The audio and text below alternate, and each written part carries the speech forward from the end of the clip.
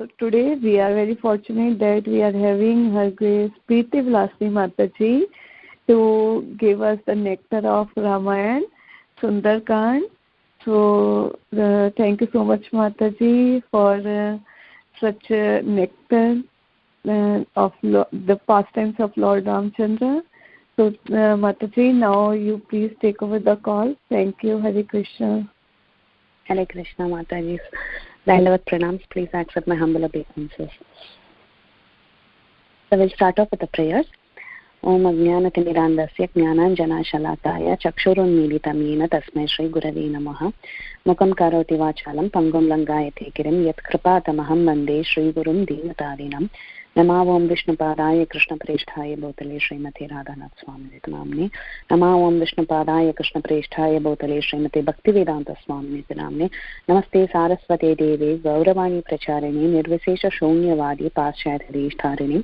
Jai Shri Krishna Chaitanya Prabhu Nityananda Shri Advaita Gadadhara Shri Vasadi Gaura Bhakta Vrinda. Hare Krishna Krishna Krishna Hare Hare. Hare Rama Rama Rama Hare Hare. Prayers to Valmiki Hanuman and Lord Shri Ramachandra. Kujantam Ramarameti Madhuram Madhuraksharam Aruhya Kavita Shakam Vande Valmiki Kokilam. Valmikir Munisimhasya Kavita Vanacharina Shrinvan Ramakathanasam Konayate Paramgatim. Vedavedi Dasharatatmaje Veda Pracheta Sadasit Sakshat Ramayanatmana. Anjananandanam Veram Janaki Shokanashanam Kapisha Makshahantaran Vande Lanka Bhayankaram. Manojamam Marutatullya Vegam Jitendriyam Buddhimatam Varishtam Vatatmajam Vanarayudha Mukyam Sri Ramadhutam Shirasa Namami. Anjaneya Madhipatanalanam Kanjanadri Kamaniya Vigraham Parijata Tarumula Vasinam Bhavayami Bhavamananandanam. Yatra yatra Raghunatha Kirtanam Tatra Tatra Krutamastakhanjalim Bhashpavari Paripurna Lochanam Marutim Namata Rakshasantakam. Sri Raghavam Dasharatatmajam Apraneyam Sitapatim Raghukulanmaya Ratna Deepam Ajanubahum Aravinda Dayaladaksham Ramam Nishachara Vinashakam Namami. So in the previous session that we had some time back, we stopped at a point where Ravana came to the Ashokavan where Sita was kept, and he met Sita and he gave her a deadline to surrender to his desire. So he told her, you have only 2 months time, and he told all the Rakshasis around Sita who were guarding her to torture her and somehow or the other bring her under their control so that she succumbs to Ravana's desire.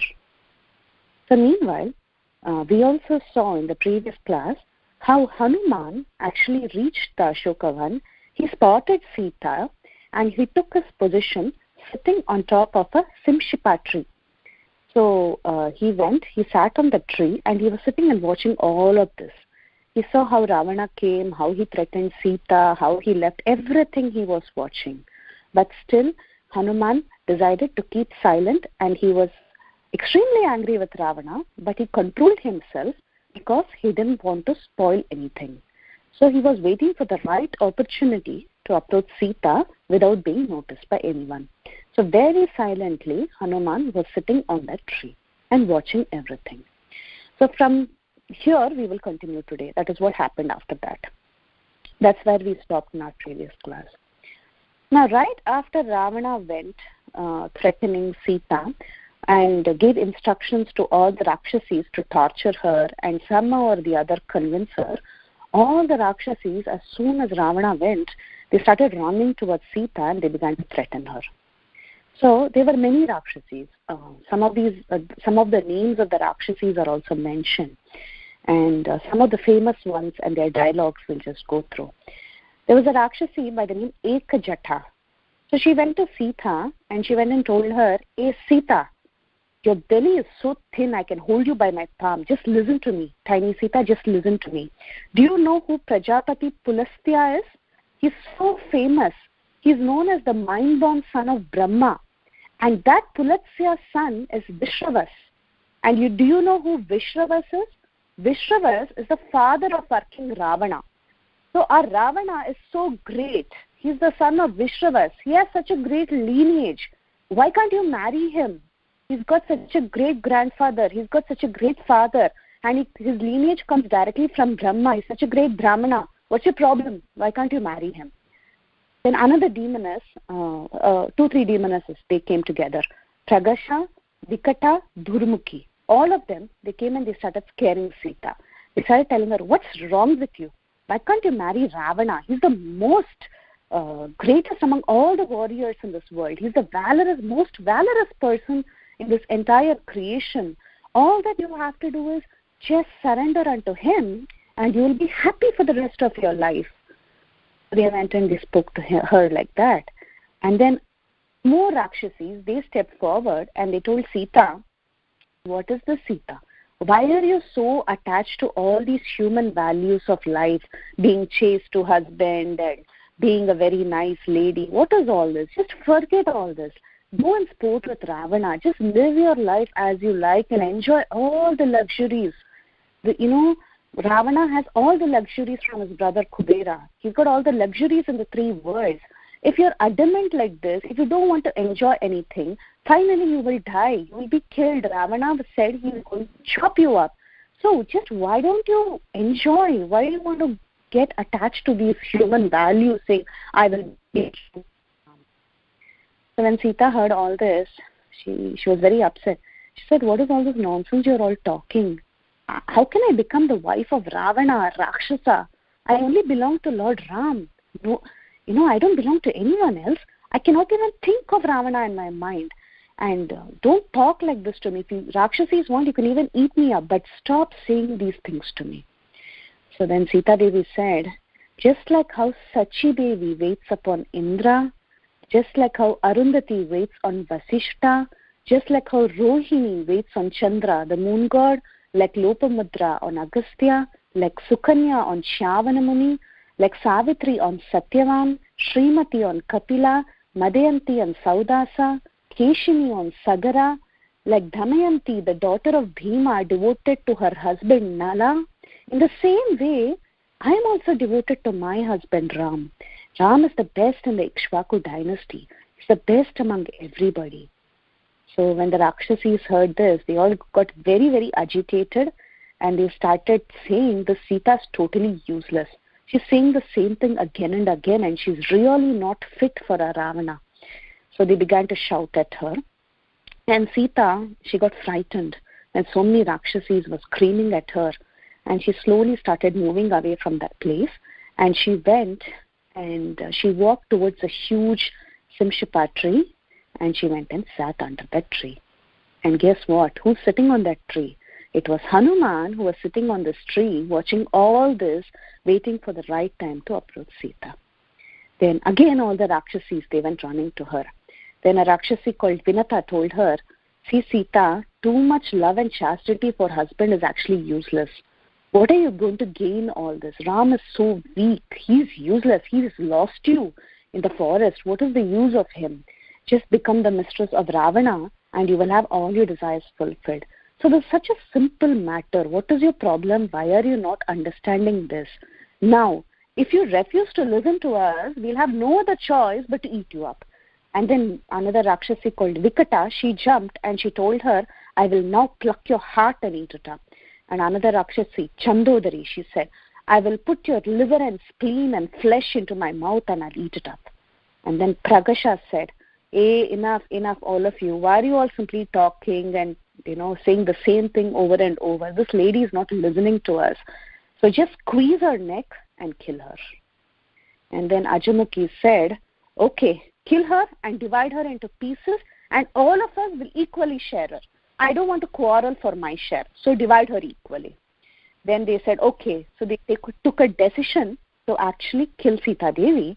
And one Rakshasi, she shouted out, bring all kinds of liquor, so let us enjoy the flesh and liquor and dance to our satisfaction after offering her meat to Vikumbila Devi. That was their deity to whom they would offer all the meat. So she said, let's arrange for everything. And one more Rakshasi called Shurpanaka. This is not the Shurpanaka who's the sister of Ramana. This is a different Rakshasi. She said, oh, this is a fantastic idea. So let's make arrangements to enjoy a great feast today. Then seeing all the Rakshasis behaving like this and arranging for liquor and getting ready to chop her up, Sita, she was very, very upset, and she burst into a wail, and she started calling out the holy names of Ram. She was calling out Lakshman, she was calling out Kausalya and Sumitra.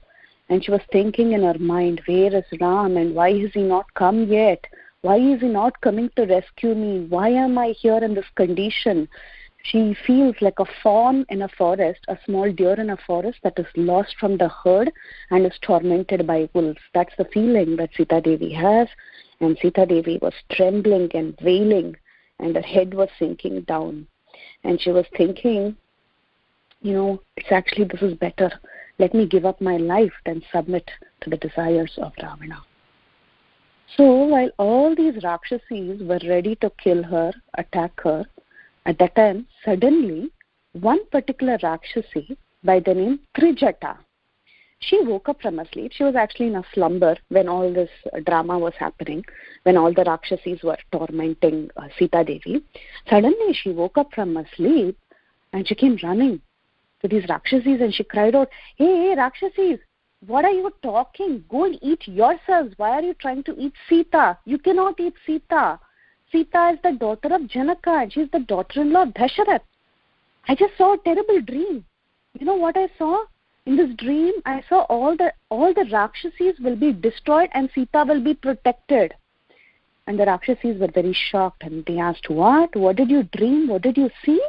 Then Trijata explains how she saw Lord Ramachandra arriving in white-colored clothes in a very beautiful palanquin with Lakshmana, and both of them, they neared Sita, and Sita, Ram, Lakshman, all of them ascended the Pushpak Vimana, and they went in the northern direction and touched the sky. Then she said, not only that, in my dream I saw part 2 also. In part 2, I saw Ravana was sprinkled with oil, he was wearing red clothes, he was drinking oil, he was fully intoxicated, his head was shaved, he was wearing all kinds of dirty clothes, and he was pulled in the southern direction by donkeys. That means he was taken to hell. So I saw this also. And not only that, listen to what I saw more. I also saw Kumbhakarna and Indrajit and other close associates of Ravan being pulled down to hell. Now, there's something interesting that I saw too. Among all these brothers, Vibhishana is the only one whom I saw to be having a white umbrella, wearing white garlands and clothes, and his body was anointed with heavenly fragrances. He was ascending on an elephant, and he approached the sky together with 4 ministers. So then she said, I also saw Lanka being completely destroyed, and the entire city was burnt by a Vanara, by a monkey. So Rakshasis, I think you should just leave her. Don't threaten her anymore. Lanka is going to get destroyed very soon. So when Trijata said all these words, the Rakshasis started thinking, oh, this is a serious dream. So listening to Trijata, they stopped their idea of killing Sita, and the Rakshasis moved away, and they went and sat in a different place, and some of them started going to sleep again. So meanwhile, Sita is still sitting under the tree, Simshipa tree, and she is recollecting the time limit of 2 months given by Ravana. So Sita thinks, Ravana is threatening me. These Rakshasis want to eat me up. I think it is better that I suicide rather than being killed by all of them or being the victim of Ravana's desires. So after lamenting for a while, she decides the best idea is to strangle myself to death. So she takes the braid of her hair. She didn't have any accessories to hang herself. So she just uses the long braid of her hair and she ties it around her neck and she wants to tie it up to the tree and then hang from there. So when she was getting ready to hang herself, at that time, Sita started feeling some good omens on her body.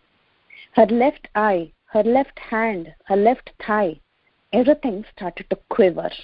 You know, like you have that feeling when the left eye begins to twitch.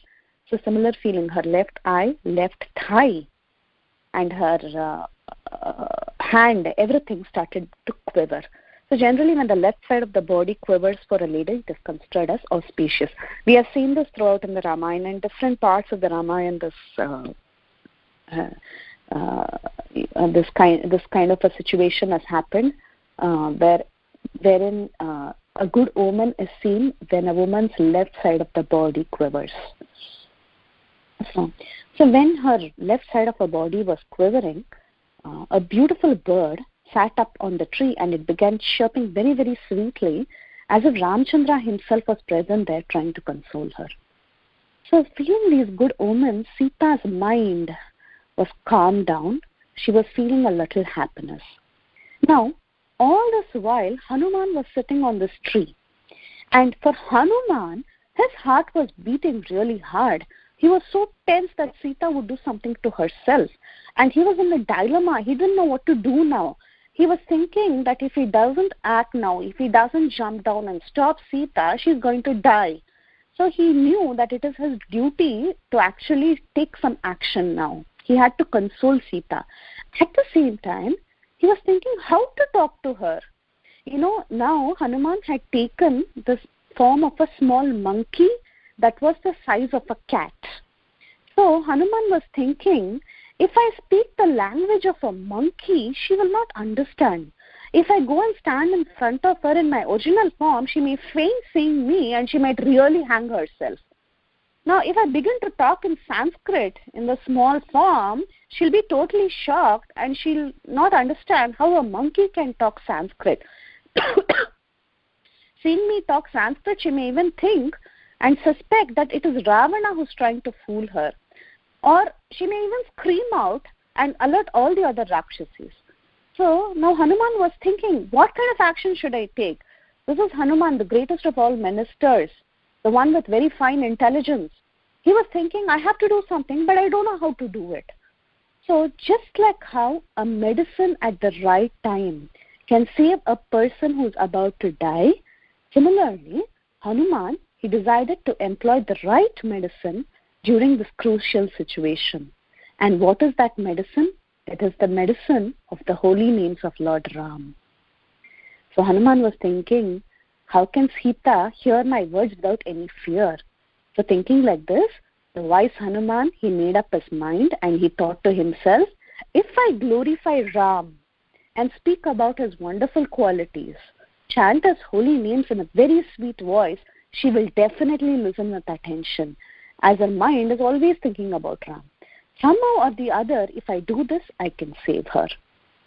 So thinking like that, Hanuman began narrating Ram Katha in a very, very sweet voice within the hearing range of Sita in a human language. So he began narrating, he said, in a very, very sweet voice so that only Sita could hear. In her hearing range, he started. Once upon a time, there was a king named Dasharath. He was very, very glorious and he was the best among the kings of the Ikshvaku dynasty. He was very famous. He had an eldest son by the name Ram. Ram was the beloved of everyone. He was very dear to Dasharath. He had a moon-like face and he was the best among all men. He was excellent among all the wielders of bow. He was a very good bowman. By the command of Dasharath, his old father, instigated by his wife Kaikeyi, Ram went on exile to a forest along with his wife and brother. While in the forest, Ram killed many demons who could assume many forms.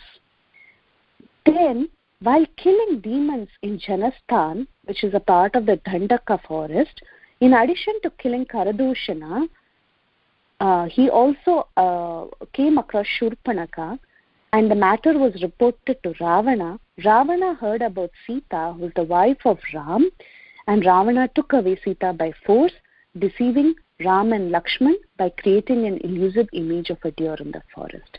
So he started narrating this entire story.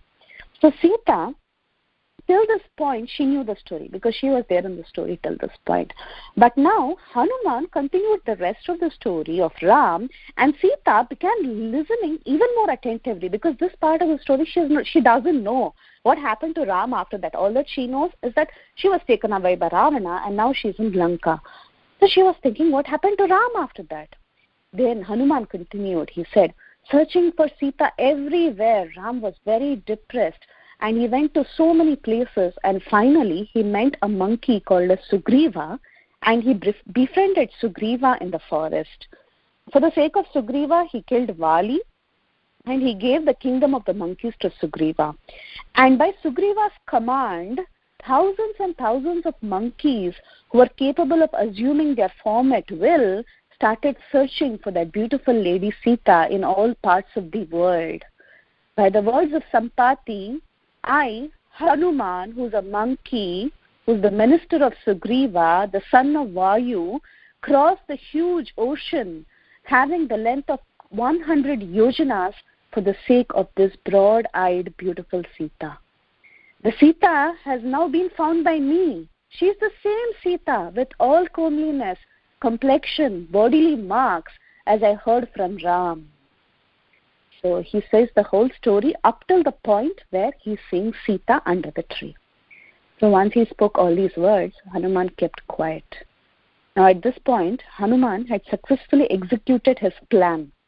He wanted to stop Sita from suicide. So he began narrating Ram Katha. Now Sita, she was so stunned hearing this beautiful Ram Katha. She was listening to it with full concentration. She was so absorbed in hearing Hanuman's words, and hearing all these words, Sita was so surprised. So hearing all these words, Sita was very happy, and with a lot of surprise, she lifted her face. She looked everywhere. She looked down at the earth to see if it was her mother. Mother Earth was trying to tell her the story, trying to convince her. She looked at the sky to see if it was a voice from the sky, an unknown voice from the sky, the Supreme Lord talking to her, trying to console her. And then finally, she saw it was neither of them, and she looked at the Simshipa tree where she was sitting. Looking at all sides of the tree, up and down, Sita, finally, she saw a little monkey sitting there. He was looking like the sun. He was the son of the wind god, and he had unimaginable intelligence, being the minister of Sugriva. So Sita was so surprised to see this monkey sitting on the branches of this tree. And Hanuman was blessed with the beautiful sidelong glance of Sita Devi for the very first time. So when Sita saw Hanuman, she was very confused whether it was a dream or a reality. And then finally she thinks this monkey is talking to her in a manifested form, so it must be a reality. So she prays to Brihaspati and Brahma to make the words spoken by Hanuman to be true. And Hanuman, with a very humble demeanor, he now knew that Sita had seen him. With a very, very humble disposition, he approached Sita by stepping down from that tree, and he offered his obeisances by keeping joint palms on his head. And with all humility, he spoke to Sita saying, "Oh lady, you have such beautiful eyes like lotus petals, but tears of sorrow are coming down from your beautiful eyes. Why is it? Based on the marks of based on your bodily marks and characteristics, I think you must be a queen of an emperor or a daughter of a king. If at all you're Sita, who was stolen by force by Ravana from Janastan, please let me know. According to your miserable state and beautiful bodily features and clothes that are seen with so much austerity, surely you must be Ram's wife. You must be that Sita who's Ram's wife who was stolen by Ravana. Please tell me who you are." So when Hanuman said these words, Sita was very, very delighted. And Sita was very delighted because she heard Ram's name. She said, "You must be because Hanuman said, you must be the wife of Ram." So when she heard this, she became very, very happy. And she told Hanuman, "Hey monkey, I'm the daughter-in-law of Dasharath, and also I'm the daughter of Janaka. And also I'm the wife of Ram. I lived in Ram's house for 12 years, enjoying all my desires and happiness with him. But afterwards, Kaikeyi asked Dasharath to send her son Ram to the forest. Lakshman and myself followed Ram in the forest, And that evil-minded Ravana, he kidnapped me when I was in the Dandakaranya forest. Now this Ravana has taken me here to Lanka, and I am sitting in this forest, and he has given me 2 months' time, before which he has asked me to surrender. But I think it is better to die and give up my life than succumb to his desires. So she looked at this monkey and she told her story. Her identity, who she is, whose daughter-in-law, whose wife, and then her story, how she was kidnapped and how she's in a situation where she has a very short period of time left and she had decided to suicide. So she tells her story to Hanuman. So when Hanuman heard these grief-stricken words from Sita, he said, Sita, Vaidehi, I've come here as your messenger on Ram's directions. The great Ram inquired about your welfare. He wants to know how you are. So when Hanuman said this, Sita was very delighted and she was very, very friendly. She showed a very friendly disposition towards Hanuman, who approached her. Now both of them began to converse with full confidence. So trying to console Mother Sita, Hanuman started going a little close to her. He started walking close to her. So when she saw that Hanuman was coming close to her, Sita started suspecting. She got scared for a minute. She suspected that it could be Ravana, who has changed his guise as a monkey and come near her. And she feels terrible for a second and she begins to scold herself. She begins to chide herself. She's thinking, oh no, this is actually Ravana. Why did I get fooled? I told him everything about me. She sat down on the ground and she started crying. She looked at him and she started telling this monkey, if at all you're Ravana who has changed his guise, who's put the dress of a monkey, you're causing more and more agony to me. This is not at all nice. You must be Ravana. You are the one who has changed your form, because I remember you in Janastan, you changed your form to be a religious mendicant and you came to my ashram there. So similarly, now you have taken the form of a monkey and you're trying to fool me. I am again fooled. So Sita said these words and Hanuman was very confused. And Hanuman was, he was just folding his hands and he was standing there with all the more humility. Then when Sita saw Hanuman's behavior, she again changed her mind. She looked at Hanuman and she said, but if it is true that you have come here as Ram's messenger, then then it is a nice thing. You should be blessed. Who are you? I need to know. Are you really the messenger of Ram? So if you are the messenger of Ram, tell me how Ram and the monkeys became friends. Tell me about Ram. Tell me how he looks. Tell me about his arms, about his thighs. How does he look? Describe his characteristics. She started asking Hanuman. So understanding this contemplation of Sita, understanding all this, how Sita was feeling, that she was even worried that he could be Ravana, who has changed his form, Hanuman, on his part, to console Sita, he tells her the story of how Ramchandra befriended Sugriva and how he is the minister of Sugriva. And Hanuman tells very important qualities of Ram, like Ramchandra's character, his beauty, his bodily structure, his lotus-like eyes, his form, his speech, his valor. He describes everything in detail. And after describing everything in detail, he requests Sita with all humility to have faith in her words. Then Hanuman understands that this is not enough. He has to show proof. So Hanuman goes towards Sita and he gives the ring that was sent by Ram, so that when he gives this ring, Sita's confidence will be strengthened. So he takes the beautiful ring that he has and he presents it to Sita. So when Sita saw this beautiful ring of Lord Ram, she was so delighted, she was so happy to receive the ring of Ram. And when she received the ring of Ram, she felt the warm embrace of Lord Ramchandra. Her face shone like the bright moon. Seeing the ring, she praised Hanuman for his arrival and she was crying tears of ecstasy. And she was thanking Hanuman so much for crossing the huge sea and bringing this token of remembrance from Lord Ramachandra. And then she trusts Hanuman and she requests Hanuman to ask Ram, Lakshman and Sugriva to come to Lanka with their armies and destroy Ravana for her sake and take her back. So hearing Sita's words, Hanuman consoles Sita, saying that surely Ram, Sugriva and all the monkeys and the bears, they will come to Lanka, they will cross this huge ocean, they will come, they will defeat Ravana. And he gives her assurance. And Sita, she was very, very happy listening to all these words. She felt like as if her life was coming back. She was so happy. At the same time, Hanuman was also describing how much Ram missed Sita, all that he went through, the feelings of separation that Ram had. Hanuman talks about everything. He talks about what all had happened, how Ram suffered so many days without Sita. So when Sita heard everything, she was very, very happy that she finally saw the messenger of Ram, and she was very happy to hear the news that Ram is going to come. At the same time, she was also feeling very bad. She was feeling very depressed to hear about how Ram was feeling depressed. So it was a mixed set of emotions Sita was having. She was happy that she's going to see Ram. At the same time, she was feeling so bad that Ram suffered so much in her separation.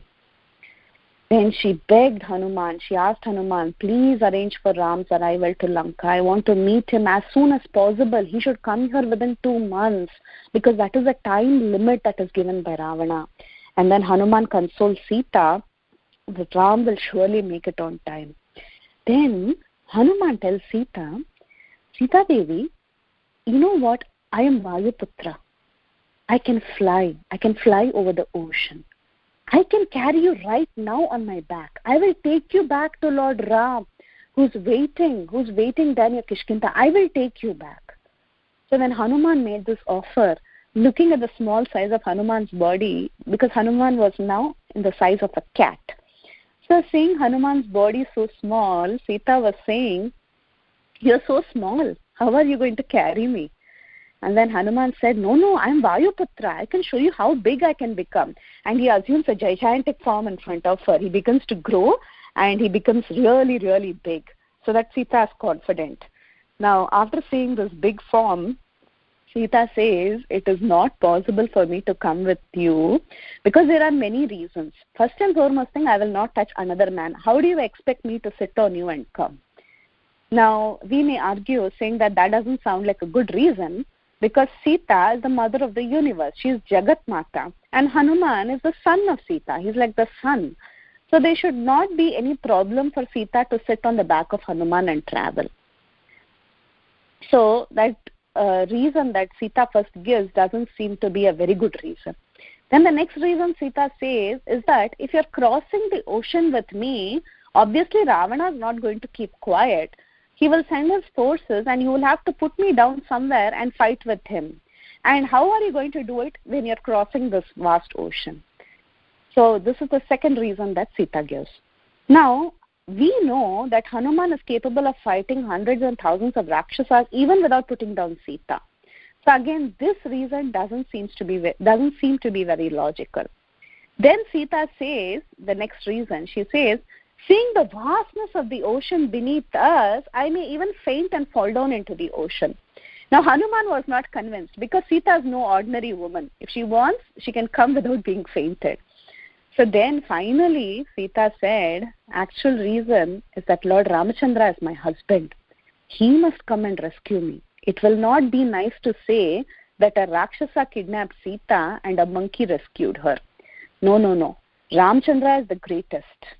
He should only come and take me back. I am his wife. It will be befitting for Ram's glory only if he comes personally and rescues his wife. That is actual respect for Ram. So that is the actual reason why Sita declines to go with Hanuman and she requests to bring her husband Ram to Lanka. When Hanuman heard all this, he was very, very satisfied and he said, actually, your words are very true, Sita Devi. It is filled with humility and chastity to your husband. Actually, it is not fit for a chaste woman like you to sit on my back and traverse this extensive ocean. So, faultless Sita, you're not willing to come with me, and I totally agree. It is a great disrespect to Lord Ram if I take you away like this. So, instead, do one thing, give me a token of remembrance which Ram can recognize. Just like how Ram gave that ring, Similarly, you give me something so that when I go and tell Ram that I have seen you, I can show some proof. So give me something. So when Sita heard this with a choked voice, with a lot of tears in her eyes, she began narrating a story. She tells Hanuman, when you go and see Ram, tell him the story which only Ram and me know. This happened between the two of us, only we know. So if you tell Ram the story, he will know that you have seen him. Go and tell him this.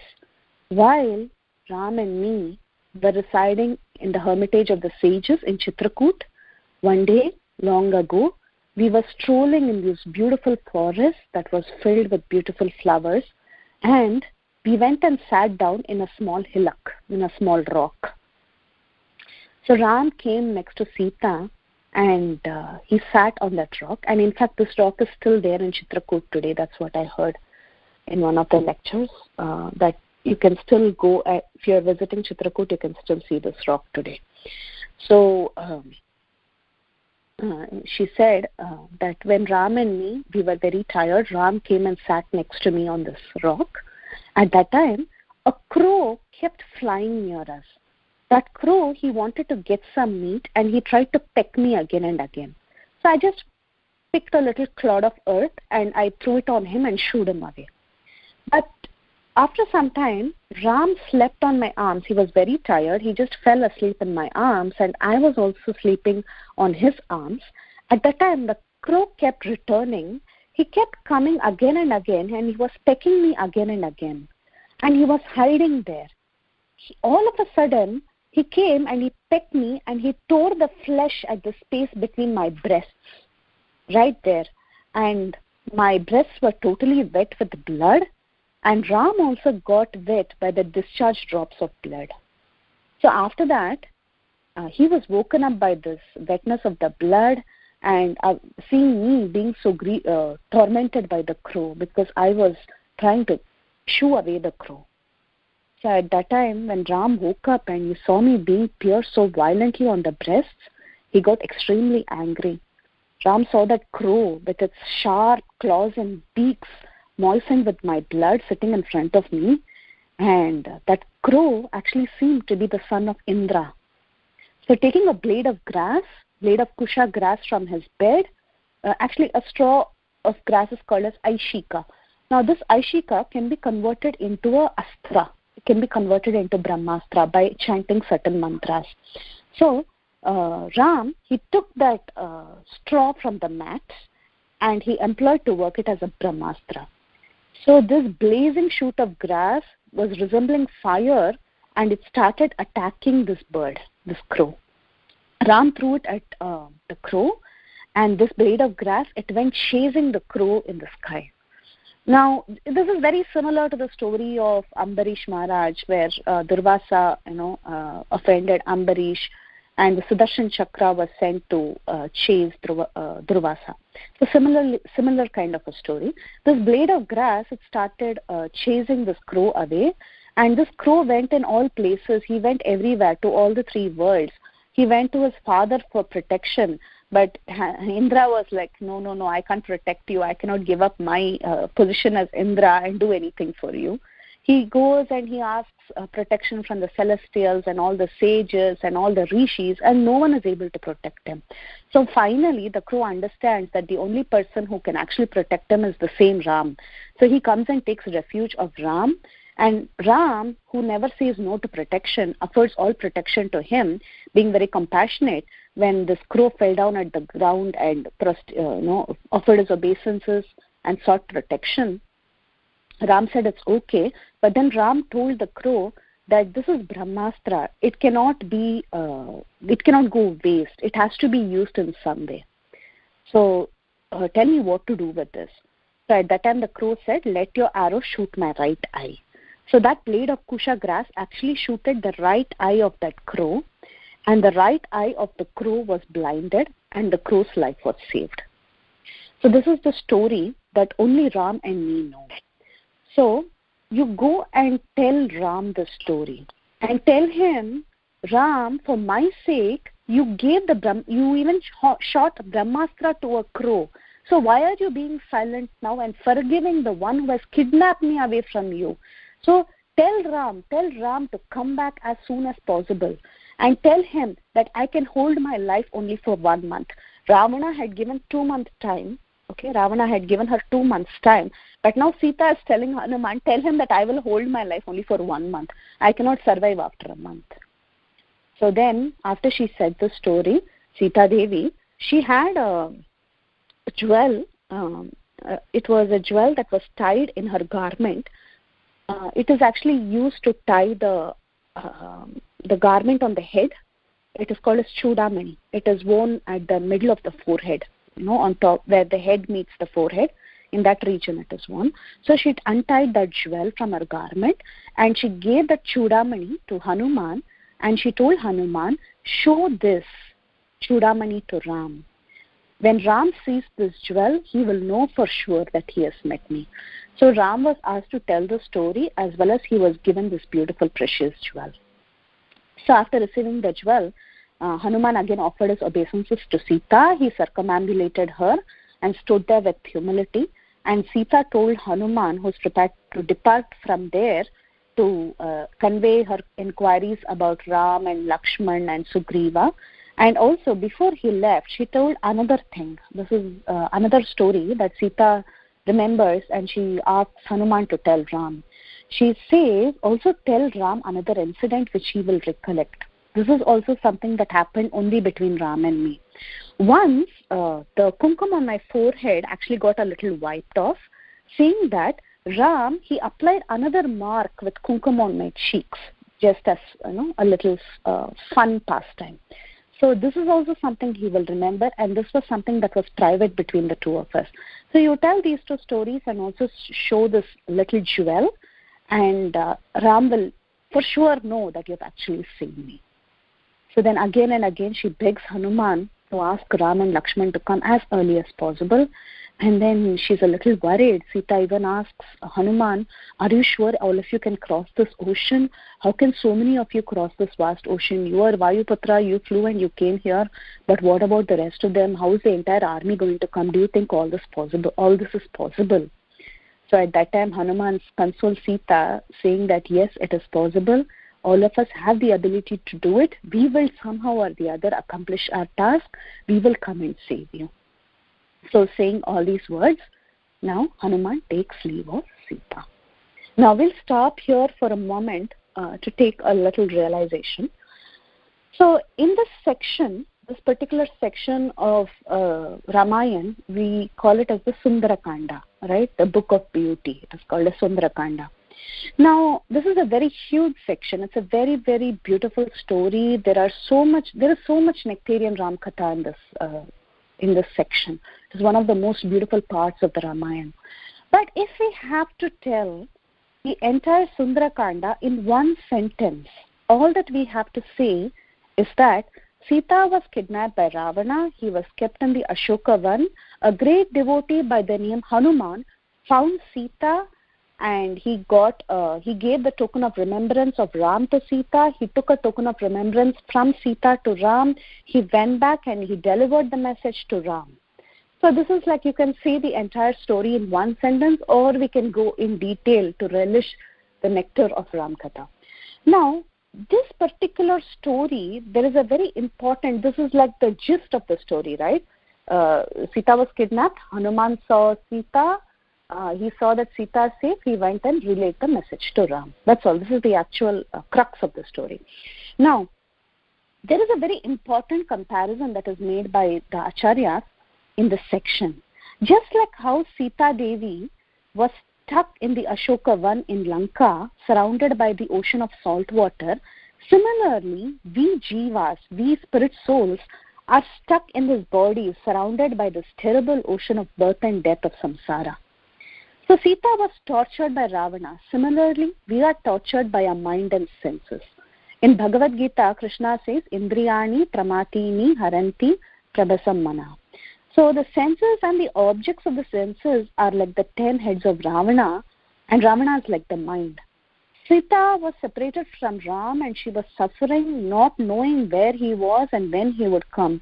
Similarly, we are also suffering in this material world. We are completely forgetting about the Lord.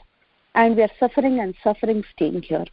Hanuman was the one who came to give the information about Ram to Sita.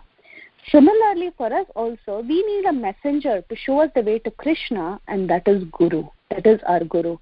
Hanuman met, when he went to meet Sita, he went with a proof of Ram. And what was that proof? It was the ring of Ram.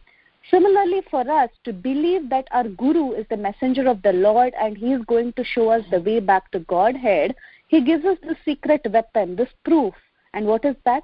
That is the Harinam, the Hare Krishna Maha Mantra, and this very, very, very precious Bhakti Lata Bij, which we have been discussing about lately in our Chaitanya Charitamrita classes. This is what takes us back to Godhead. And who takes us back to Godhead? The mercy of the Guru, just like how Hanuman showed the proof to Sita. So, however, this is just a comparison that is made.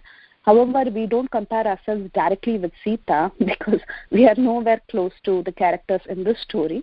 We easily succumb to our mind and our senses, and we are really not so much lamenting in separation from the Lord. So it's not a literal comparison, but there is something to learn from this. So we must take the message of Guru and Gauranga very, very seriously and try to implement it in our lives. Now, to continue the story from here, from where Hanuman took leave of Sita, after taking leave of Sita, and Hanuman traveled a little distance, he started walking away. He was still in your Ashokavan only, but he was traveling. Hanuman had a thought. He thought to himself, I have seen this beautiful black-eyed Sita Devi, but I think there is something more to be done by me. Ram wanted me to see Sita and give the message to him, but I feel somehow that is not enough. There is something more I should do in the service of Ram. So he thought there are different strategies to attain success. So, but I am going to abandon 3 strategies and I will use the 4th strategy. Hanuman is thinking in his mind, what are these 4 strategies? That we will see. So what are the different strategies used for success? One is sowing dissension. Second one is negotiation. Third one is bribery. And the 4th one is open assault. Okay, these are the 4 methods. Now, Hanuman is thinking the first 3 methods are waste. Because in the case of demons, the strategy of negotiation you cannot practice. For persons who are having abundant wealth, the strategy of bribery is not suitable. For people who are proud of their strength, strategy of sowing dissension is not at all useful. So, prowess is the one that is agreeable for me here. I need to meet Ravana. Somehow or the other, before I leave, I should know the strength of Ravana and his army. Only then I can leave Lanka. If I just see Sita go and tell Ram, oh, I found Sita, that is not enough. I should make a proper assessment. I've come here as a messenger. I should know what all is happening in Lanka, how strong Ravana is. I should do a full job. I should do everything possible so that when I go back and meet Ram, I can give him full information. So Hanuman had accomplished his mission. He had found Sita, but he wanted to do something more. He thought, okay, the best method is to do an open assault. That is the best way to deal with Rakshasas. So this is a beautiful, beautiful Ashoka Grove.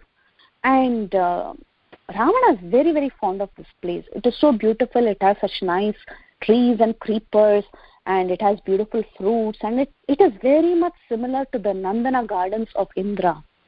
So if I destroy this particular grove, it will provoke Ravana. So when this grove gets demolished, Ravana will become very, very angry, and then he will declare an open fight. So thinking like this, Hanuman, he started, trying to do some mischief there. So he started taking away trees, and with a violent jerk of his thighs, he uprooted trees and he started throwing them here and there. He started damaging the trees in the grove.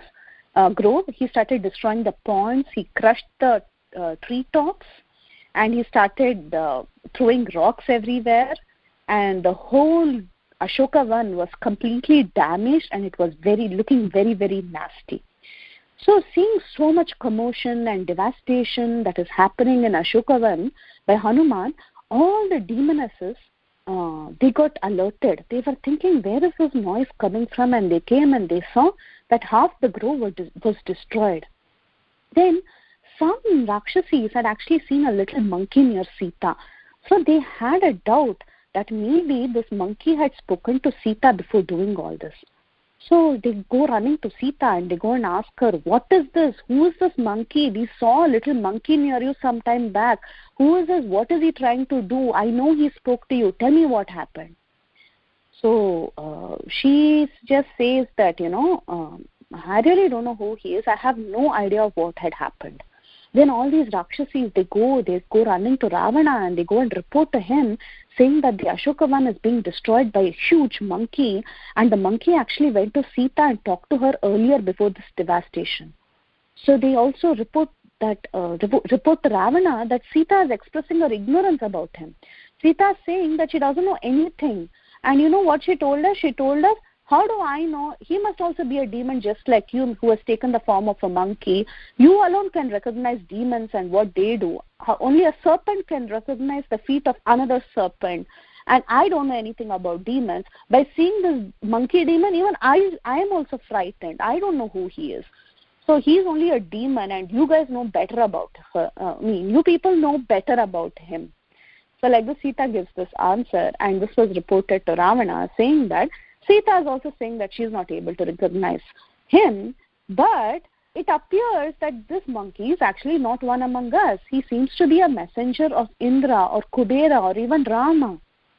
So, and also there is another thing the demons go and tell Ravana. They say, actually this monkey was destroying everything, every part of the grove, except the place where Sita was sitting.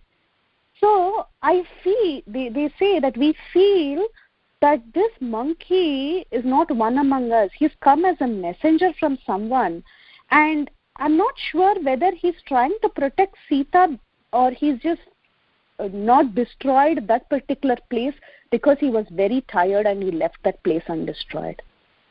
So they went and they reported this matter, and Sita also, she just acted like as if she was ignorant about the whole thing. And she didn't know who Hanuman was. She just said, maybe he's a demon and even I'm scared of him. So all this matter was reported to Ravana.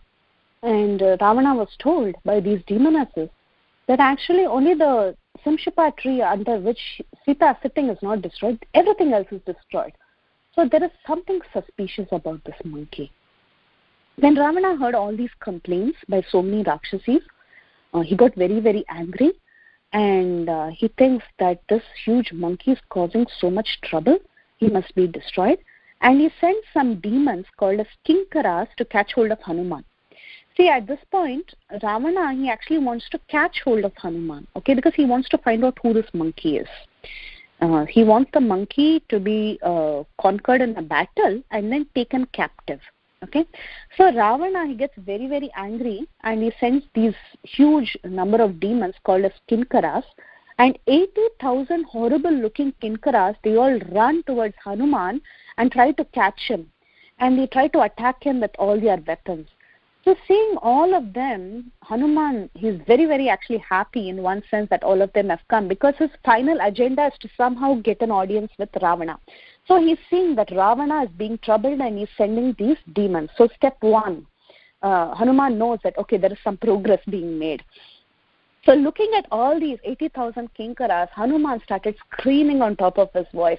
He started exclaiming, long live Ram, long live Lakshmana, Lakshman Jai, Ram Ki Jai. He started screaming, and he claims that I am Hanuman and I am the son of the wind god, and I'm here to destroy all the demons. I am the servant of Lord Ramachandra. He declares all of this and he starts attacking these demons.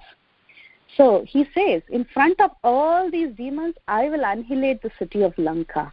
And after completing my task and offering my obeisances to Sita Devi, I will go back and report everything to Ram. So Hanuman, to fight with all these Kinkaras, what he does is, he pulls apart a huge iron bar from the gate, the entrance of this garden. There is a huge arched gate. So he pulls an iron bar with his arms from this gate, and he uses that as a weapon. So taking that iron rod, Hanuman kills all the demons. He kills everybody. But then some of the demons who saw this massacre that was done by Hanuman, they went rushing to Ravana and they informed Ravana that all the Kinkaras have been killed, and they saw what the monkey was doing. So getting to know of all this, Ravana next, he thinks that he should send someone who's very, very powerful, who can go and attack Hanuman. So he calls Jambumali. Jambumali is the son of Prahashta, who is Ravana's minister. So he tells Jambumali to go and catch hold of Hanuman. So after killing all the Kinkaras, Hanuman, he was very, very happy, and he thinks, okay, let me now, I've destroyed Ashokavan to an extent. Anyhow, I've left Sita protected, so that is a good job on my side. Now, I should proceed further, and I see this temple of the guardian deity of Lanka, and this has not been destroyed to me. This is also very dear to Ravana, so I will go and destroy that also. So thinking like that, Hanuman started moving towards the temple. Now, after killing the guards who are posted there, he shows his strength by clapping his arms, and he goes and he uproots pillars, and he just whirls things around, and striking two pillars, he produces fire, and he makes the entire palatial building, which is actually the temple of their guardian deity, he puts it into fire. He starts burning the entire place. And then he starts shouting, now Lanka is doomed. So you people, you want enmity with Ram and Sugriva, this is your end. So he starts shouting like that, and he burns the entire palace, that palatial building, which is used for their worship purposes. So meanwhile, Ravana had already sent Jambumali, and Jambumali came there, and Hanuman took his position at the entrance of this temple building, and Jambumali came and attacked Hanuman. Jambumali threw huge rocks at Hanuman, and Hanuman was throwing huge rocks at Jambumali, and Jambumali was escaping everything. And then finally, Hanuman takes a huge sal tree, and he throws it towards Jambumali, and Jambumali is finally killed. So the message goes to Ravana that Jambumali is now killed. Next, Ravana sends 7 sons of Prahashta, that is his minister, and a huge army to go and catch Hanuman. Now, when all of them come, Hanuman crushes all his enemies using his palms, his feet, his fists and nails and chest as weapon. And finally, after killing all these demons within a few minutes, Hanuman again climbs up this archy doorway and he takes his position again. Then Ravana, he sends Virupaksha, Yupaksha, Durdhara, Pragasha, Basakarna, who are the 5 foremost army generals of his army, to capture Hanuman. And he tells his army generals that this Hanuman is no ordinary monkey. He's an evil spirit created by Indra. He's very, very powerful. So somehow or the other, you 5 are the best of my army chiefs, so go and capture him. So Hanuman takes on all the 5 of them, and he kills all of them within a few minutes, just using his arm power. And again, all of them are killed. And Hanuman again goes on top of the doorway, and he sits there taking his position. Now, when Ravana hears that all his army generals are killed, Ravana sends his son called as Aksha. This is one of the sons of Ravana. He sends Aksha to fight against Hanuman. Now, Aksha, along with his army and elephants and horses, they approach Hanuman, and he starts throwing sharp arrows at Hanuman. So, as Aksha throws so many arrows at Hanuman, Hanuman being Vayuputra just keeps escaping these arrows, and finally he smashes Aksha and his chariot. And after killing Aksha, Hanuman again returns back onto the doorway, and he waits for the rest of the people to come. Now, the message is given that Ravana's son Aksha is dead. Ravana becomes very, very upset, and then he calls his eldest son Indrajit. And he calls his son and he tells him, I think it's time for you to go now. You're the only one who can handle this violent monkey. He tells Indrajit that, Indrajit, you have a lot of austerities. You've done a lot of tapas. You have the great Brahmastra weapon, and you've been blessed by Brahma. Not only that, you have excellent intellect. You know how to handle an enemy in battle. So only you can win. and you will easily win. You are my son. You will definitely win. So you go and handle this monkey. Then Indrajit, he took a huge bow, colorful bow that he had, and he rode on his chariot, and he went to see Hanuman. Now he started discharging arrows, and all these arrows of Indrajit were totally made ineffective by Hanuman's peculiar skill of maneuvering all of these arrows just like the wind god. And realizing that Hanuman cannot be slain like this, Indrajit finally decides to use his Brahmastra to take Hanuman as a captive.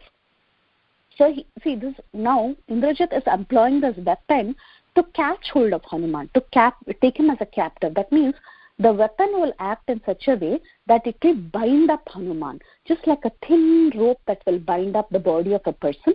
Similarly, he decides to use this Brahmastra so that it will bind Hanuman. Okay? Now, the Brahmastra actually cannot do anything to Hanuman, because Hanuman already had this boon from Brahma when he was a child, that the Brahmastra will be ineffective on him. Okay, so then Indrajit released the Brahmastra to tie him up. Hanuman, he folded his palms and he submits to the Brahmastra to be tied up. If Hanuman wants, he can just, stretch his body and the Brahmastra will break open, because Hanuman has that boon. But Hanuman decides to be bound up. Why? Because he wants an audience with Ravana. So he decides to be bound up by this Brahmastra. So he gets bound up by the Brahmastra and he acts like as if he's totally stuck, and he falls motionless on the ground, like as if he's arrested, so that he can get an audience with Ravana. He could have released himself, but he decides not to get released. Now Brahmastra has tied Hanuman. So the demons and Indrajit, all of them decide to take Hanuman to Ravana at this point.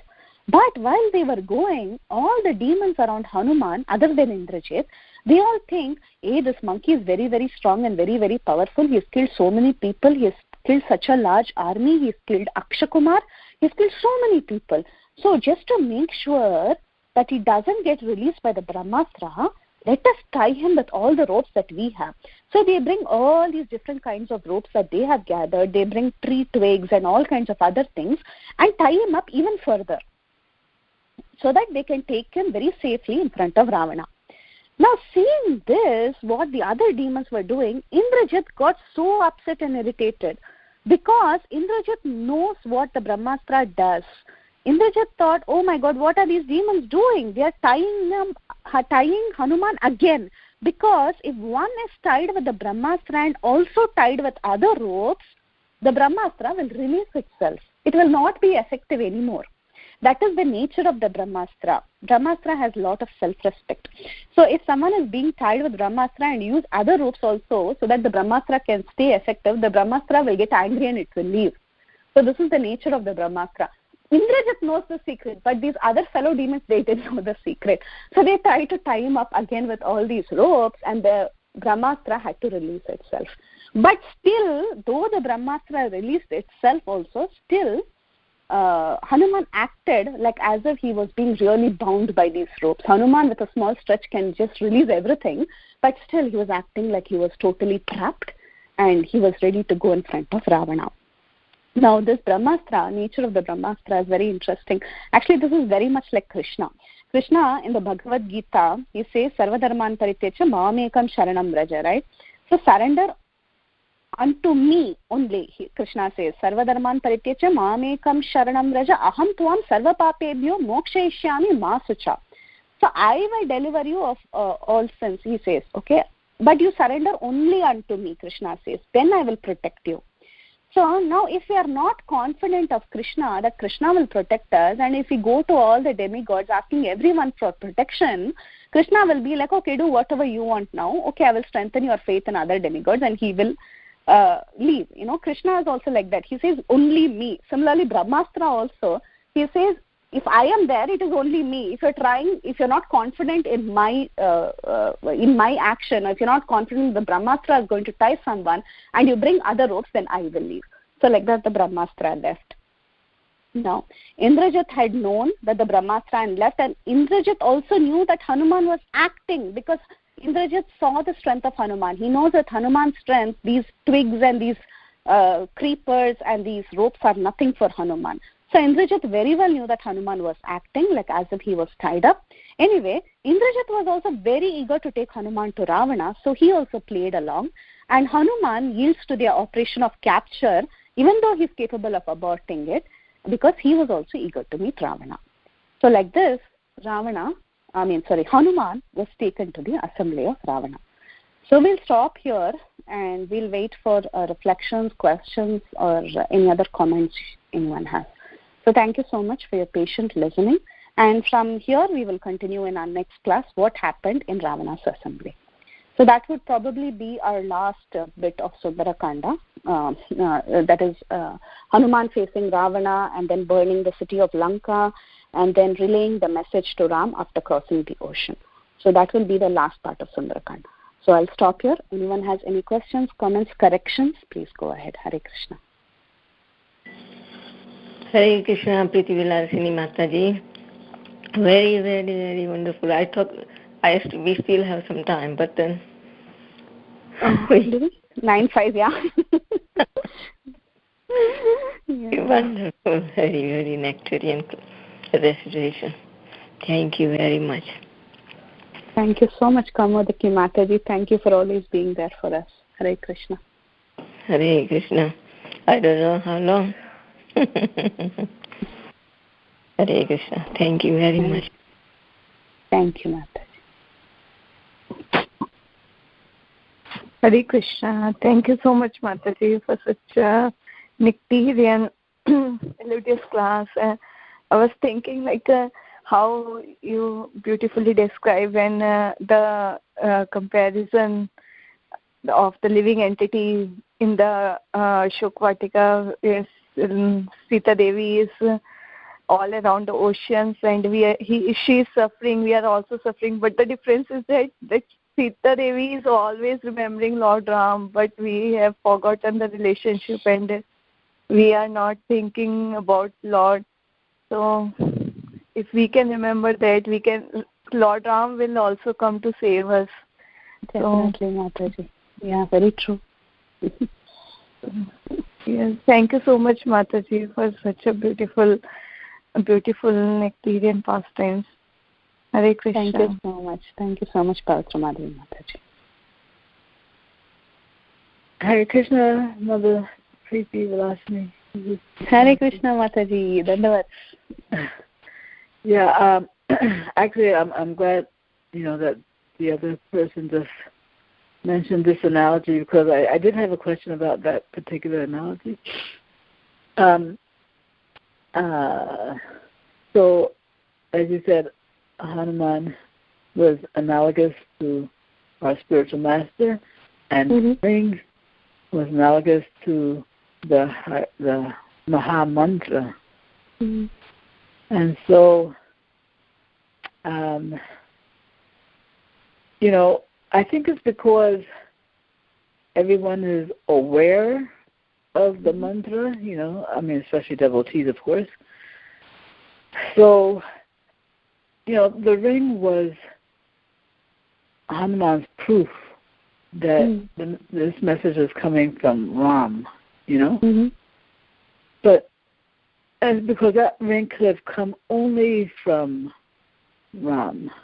But in the case of the mantra, this is not so obvious. The analogy is not so obvious for me because, yes, the spiritual master gives the mantra, but it's not that we didn't hear this mantra before. So it doesn't seem to be like in the same category as like Ram's ring. You know what I'm trying to say? Yeah, I'm understanding what you're saying. So the idea behind this is that the ring was instrumental for Hanuman to take Sita back, to take the message of Sita back. That is, it was instrumental to deliver to show the proof of Ram and to make sure that Sita's message or him seeing Sita is conveyed to Ram. That is bringing back the living entity to the spiritual world. So that's how the ring played a role. It played a role in convincing. So similarly, the Mahamantra plays that role of convincing. Wait, hold on. I'm missing this. You're saying that, I'm missing how it convinced. The ring played the role of convincing Sita that Hanuman was actually in communication with Ram. Mm-hmm. But in terms of getting Sita to go to Ram or something, what was that? Yeah, in terms of getting Sita that is, Ram is going to come and take Sita, but the connection was established between Ram and Sita was established by the ring, by the proof of the ring. So similarly, either the Bhakti Lata Bija or the Mahamantra that is going to give you the Bhakti Lata Bij is in a similar fashion trying to get you connected with the spiritual world or getting you connected with Krishna. So that is established by the presence of the ring or presence of the mantra. Mm-hmm. Okay, so it's establishing connection. Connection, yeah. Uh-huh. Okay, and for this next session, I could probably just listen to the recording, but because I had to go away for a moment when you were explaining when Sita asked Hanuman, you were just the small, like cat size, so how can I go on your back? And his answer, what was the answer to that? He said, no, I'm Vayupatra. I can show my size, and he increases his size and shows how big he can become in front of Sita. Yeah. Oh. Yeah, and then there are other reasons Sita gives that, where will you keep me if you have to fight with the demons? And again, Hanuman is capable of fighting with hundreds and thousands of Rakshasas, keeping Sita on his back very safely. He's very capable. And the third thing she says is that, what if I faint and fall into the ocean? And Hanuman is not convinced because this is Sita Devi. If she wants, she can stay on his back. And then finally, the actual answer, she gives all these reasons, but this is for our logical understanding, how it is explained, that the actual reason why she refuses to go is that she wants Ram to come himself. Yeah, right. Yeah. These are all other reasons, but these are not really valid. The actual reason is that this is Ram. He has to come to take me back. Yeah. You're so sweet. Okay, just one last thing I wasn't really following you with was when you were mentioning that part of the story where you were talking about the 4 ways in which, I don't even know how to finish the sentence because I wasn't clear about it. Yeah, I think it was sowing, dissension. Let me go through that 1 minute. The 4 ways of open assault. Yeah, can you just repeat what these 4 ways, these are 4 ways of doing what? 1 second. Yeah. So strategies of success against an enemy. These are strategies of success against an enemy. Yeah. Bribery, negotiation, dissension, and open assault. I think you used the word prowess, right? Yeah, prowess. Yeah, showing prowess or open assault. Yeah. Okay. And the way this had, and while you were explaining these things, you were saying that Hanuman, he didn't need to do all these things. I mean, just bringing Sita was enough, but he wanted to do something extra.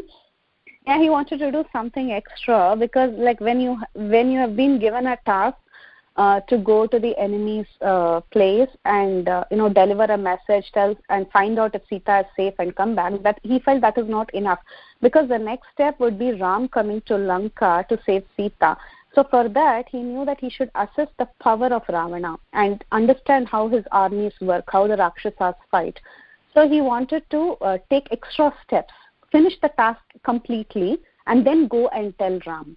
So So he thought this is not enough. If I just say I found Sita, he should do a complete homework of what is happening in Lanka. Yeah. Actually, that point reminds me of something that I once heard from Mother Savitri, actually. You know, she was making a point just saying that there's 3 classes of service. You know, there's first class, second class, third class service, you know. And so, you know, third class, you know, the disciple, he waits for instruction, right? And he does it. And the second class, you know, I think the second class he initiates the service. Yeah. You know, and I think the first class, he not only performs the service, but he goes above and beyond for the spiritual master. Yeah. Yeah. So this reminded me of that. Yes, very nice, very true. Yeah, very good point, Mataji. Very good comparison. Very true. Yeah. Yeah, first class service. First class devotee. Yeah. Well, you know, as usual, excellently told. I don't know how you remember so many details and delivered the telling so fluidly, as if to say you're reading. I am reading, actually. I write it down, that's true.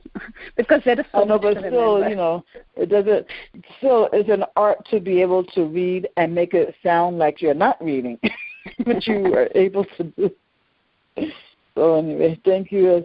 Thank you so much, of course, Mataji. As usual, I look forward to the recording, please. Sure, Mataji. We'll send it right away. Thank you so much, Mataji. Okay. Thank you so much also.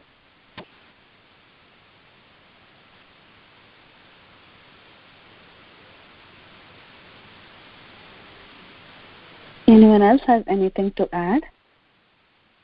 Okay. So thank you all so much for your patient listening. We can end the class now. Vancha kalpatarubhyascha kripa sindhubhyeva cha patitanam pavanebhyo vaishnavebhyo namo namah. Anantakoti Vaishnav Vranda ki jai, Srila Prabhupada ki jai, Valmiki Ramayana ki jai. All glories to the assembled devotees. Hare Krishna. Hare Krishna.